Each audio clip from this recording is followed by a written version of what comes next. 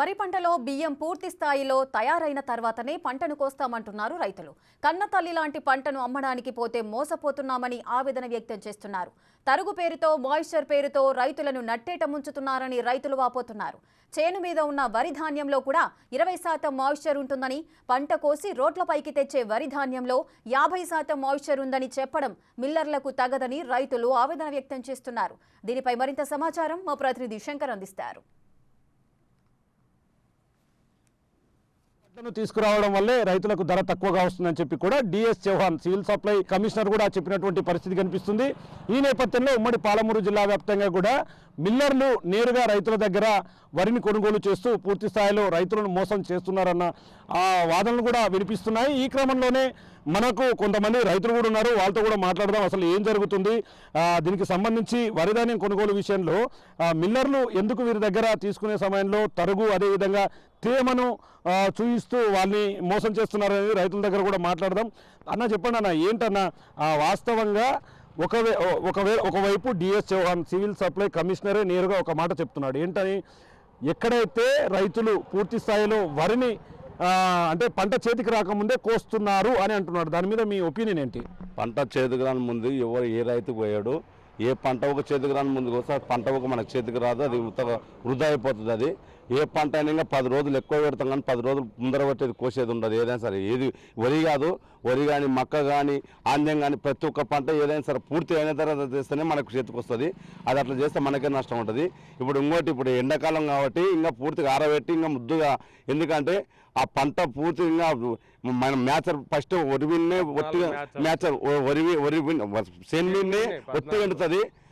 తర్వాత ఇది తీసుకొచ్చినాక మళ్ళీ 2 దినాలు గెలికి అది 14 మ్యాచర్ వచ్చిన తర్వాతనే వాళ్ళకి అమ్ముతాం మేము.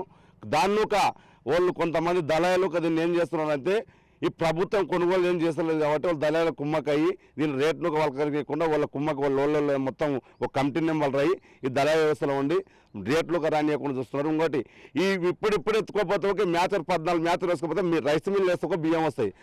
ఒక విషయం ఇప్పుడు ఏమంటారు అంటే, అధికారులు నిన్న మొన్న జరిగినటువంటి కొన్ని ఘటనల్లో 50% మాయిశ్చర్ ఉండడం వల్లనే రైతులకు తక్కువగా ధర వస్తుంది అంటున్నారు.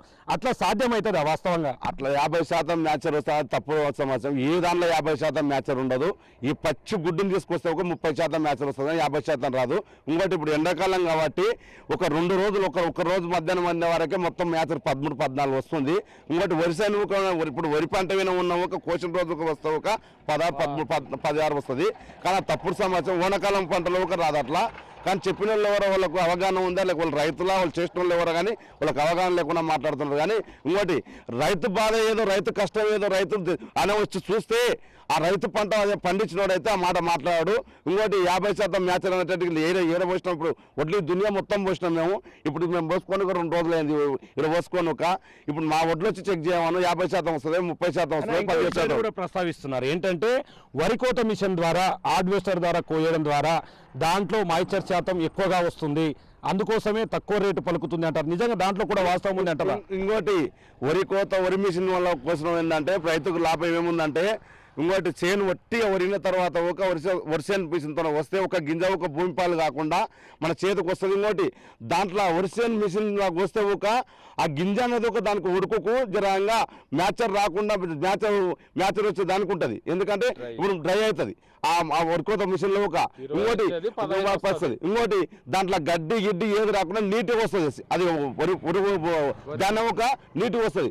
దానివల్ల ఇంకోటి ఇప్పుడైతే ఏమైతే ఇప్పుడు వచ్చి వరికోత మిషన్ ఏమైనా వచ్చినావో దాంట్లో ఉన్నా కానీ నాణ్యమైన వరి పంట ఏదైనా మనం తీసుకున్నామంటే ఒడ్డు తేదీగా ఉండి ఏది కసర ఉండకుండా నీట్గా ఉంటుండే. అదన్నా తప్పు మాట, అది ఎవరన్నారు. ఇంకో విషయం అన్న, ఒకవేళ నిజంగా రైతు యొక్క ధాన్యం విషయంలో అధిక ధర రావాలంటే ఎట్లాంటి చొరవ తీసుకుంటే అధికంగా ధర వస్తుంది, ఎట్లాంటి క్వాలిటీని మనం మెయింటైన్ చేస్తే మంచి ధర పలుకుతుంది? ఇప్పుడు ధాన్యం వరి పంటను కొనుగోలు చేయాలనుకుంటే ఇప్పుడు తేమ శాతం ఉండాలి, 14 తేమ శాతం ఉండాలి, తాగు తప్పుకుండదు. మేము మేము రైతుల ఉన్నట్టు ఎవరు మేము పిల్లి కళ్ళు మూసుకొని పాలు అయినట్లు లాగా మేము రాజకీయ నాయకులం కాము, మాట్లాడేటోళ్ళం కాము. మాది ఏంటంటే మేము సబ్సిడీ మంచిగా విత్తనాలు ఉంటావో 60 తెచ్చుకుంటాం. మేము 10 రూపాయలు ఎక్కువ ఉన్న కాడ తెచ్చుకుంటాం. ఎందుకంటే మేము రైతు ఏంటంటే మంచి పంట వండాలి, మంచి ధాన్యం కావాలని మంచిగా తెచ్చుకుంటాం. ఎందుకంటే ఆ రోజు అమ్మినాడు ఒక మంచిగా కొనుగోలు కావాలని చూస్తాము. మేము సబ్సిడీ ప్రిపరేషన్ వాళ్ళు ప్రతి ఒక్కరు ఆనరున్నారు రేషన్లు. సబ్సిడీ ఏడ మంచిగా ఉంటారో పోయి అందరు తెచ్చుకున్నారు. ఇంకోటి దాంట్లో మండే పెట్టినప్పుడు తేమ శాతం మాత్రం ఇంత నీట్గా ఉందంటే అంత మంచిగా ఉంది, ఇంత తాళ్ళు లేకుండా ఉంది. ఇలా వచ్చినాక ఎవరైనా చూసుకుంటే ఒక ఏ గింజ వేస్తే ఒక గింజ ఒక బెరుకులు లేవు, అంత మంచిగా పంట ఉంది. కాకపోతే దళాయిల కుమ్మక్కయ్యి ఈ పంటను రాకుండా చూస్తున్నాయి. ఇక్కడ ప్రభుత్వం కొనుగోలు చేస్తలేదు. కాకపోతే దీనిలో నష్టమైంది. ఎందుకంటే యాన ఏసీ కథల్లో ఉండి ఎవరో మాట్లాడింది కాదు. ఈ ఎర్ర ఎండలో ఉండి మా కష్టాలు మా జీవితాలు తెలిసిన వాళ్ళు అయితే ఆ మాటలు మాట్లాడరు. కానీ ఏంటంటే ఇప్పటికీ ప్రభుత్వం అన్న కళ్ళు తెలుసుకొని ఇప్పటికీ కలెక్టర్ దృష్టికో ప్రభుత్వం దృష్టికో జిల్లా కలెక్టర్లు కానీ ప్రభుత్వం ముఖ్యమంత్రి కానీ దృష్టికి తీసుకుపోయి, ఎందుకంటే ఇంతకుముందు అన్నారు మేము అన్నది అందరం చేసేది ఎవరో కోటీశ్వరులు కావు, రైతులు మొత్తం పేదవాళ్ళమే రికార్డుతో ఒక వాళ్ళం. మేము కౌలు రైతులు ఉన్నాం, చాలా మంది కౌలు రైతులు ఉన్నాం. అందుగురించే మాకు ధాన్యానికి సరైన పంటకు మద్దతు ధర వేయాలని కోరుకుంటూ దీన్ని ముగిసుకుంటున్నాం. చూస్తున్నాం మొత్తంగా ఓవరాల్గా ఎవరైతే అధికారులు చెప్తున్నట్లుగా కూడా ఇక్కడ మనం చూస్తున్నటువంటి వడ్లలో దగ్గర కూడా అంటే క్వాలిటీ అంటే ఎండాకాలం కాబట్టి దీంట్లో మాయిశ్చర్ శాతం పూర్తిగా తగ్గిపోతుంది.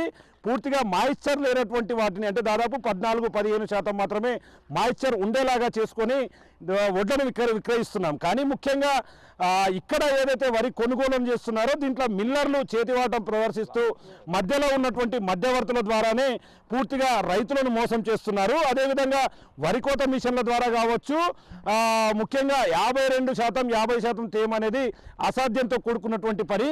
ముఖ్యంగా రైతు అనేవాడు పంటను కన్నతల్లిలాగా చూసుకుంటాడు.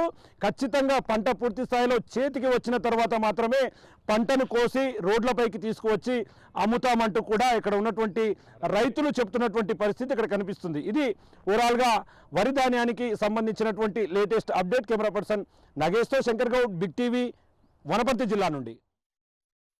ఇప్పుడు హార్వెస్టర్ వల్ల ఏముంటుంది, హార్వెస్టర్ నుంచి డైరెక్ట్ అది ట్రాక్టర్లో లోడ్ అవుతుంది. అప్పటి వరకు దానికి మాయిశ్చర్ కంటెంట్ చాలా హై ఉంటుంది.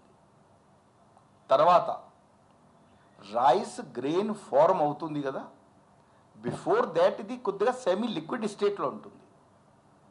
అర్థమైందా మీ అందరికీ? అంటే మేము కొన్ని ఉదాహరణ ఇస్తున్నాం మీకు ఈజీ చేయడానికి. That becomes in a viscous form, liquid ఫార్మ్లో ఉంటుంది.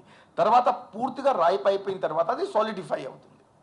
సో సపోజ్ 51 మాయిశ్చర్ అంటే నాకు 52.5 మాయిశ్చర్ అంటే ఇది ప్రీమెచ్యూర్ గ్రెయిన్ కటింగ్ అయిపోయింది నాకు అనిపిస్తుంది. అసలు లోపల సరిగా రైస్ ఫార్మే అవ్వలేదు. మీరు కూడా ఫీల్డ్కి వెళ్తే ఎప్పుడైనా చూస్తే రైస్ వాళ్ళు చూస్తారు.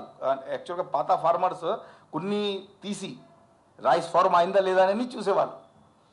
సో అలాంటి పరిస్థితి ఉంటే కొద్దిగా ఇబ్బంది ఉంటుంది. ఎందుకంటే 52.5%లో ఉంటే దాంతో నుంచి మనము బియ్యము తీసుకోలేము, బియ్యము ఉండదు. సో హడాబడిలో హార్వెస్టర్తో కట్ చేసుకొని డైరెక్ట్ ట్రాక్టర్లో లోడింగ్ అవుతుంది. ఈ హార్వెస్టర్ ఉండడం వల్ల చాలా లాభం, కొన్ని నష్టాలు కూడా ఉన్నాయి. వాళ్ళకి ఎట్లా ఉంటుంది కి హార్వెస్టర్ మషిన్ ఎప్పుడు దొరికితే అప్పుడే కట్ చేసేస్తారు. కానీ మీరు ఒక మామిడి పండు రైపెన్ అవ్వలేదు, దానికన్నా ముందు ఉంటే పులుగ్గా ఉంటుంది, బాగుండదు టేస్ట్. ప్రాపర్గా రైపెనింగ్ అవ్వాలి కదా. సో రైపెనింగ్ అవుతేనే అది ఉంటుంది. సో ఈ క్లాసిఫికేషన్ పరంగా వస్తే 80 పరిస్థితిలో ఒక నయా పైసా ఎంఎస్పి కింద ఎవ్వరు కూడా ఇవ్వడానికి లేదు.